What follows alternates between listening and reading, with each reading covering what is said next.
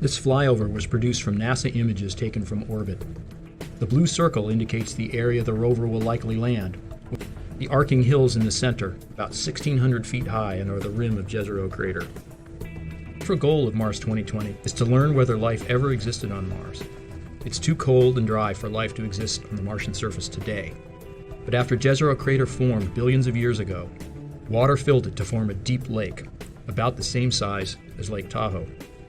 Eventually, as Mars climate changed, Lake Jezero dried up, and surface water disappeared from the planet. An ancient lake is a fantastic place to pursue our goal of looking for possible Martian life. On Earth, lakes are filled with living creatures. Evidence of that life is often preserved in the mud and sand deposited on the bottom of the lake. So, we use the rover's instruments to explore the rocks of the ancient lake bed. Here we can see evidence of the former lake. The canyon cutting through the crater rim was carved by a river. As the water entered the lake, it slowed and dropped the sand and mud it was carrying to form the fan-shaped delta. The white line is a path the rover might follow in its first 2 years, called the prime mission.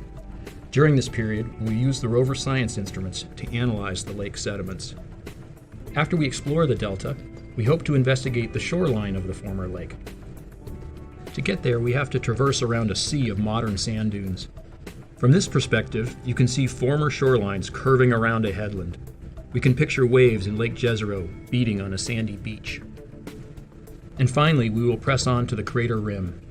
Jezero crater formed when a large object collided with Mars, excavating rocks from deep in the Martian crust, exposing them in the rim for us to study. These rocks would have been hot shortly after the impact and may have hosted hot springs. Deposits from these springs would be another target in our search for possible ancient life on Mars.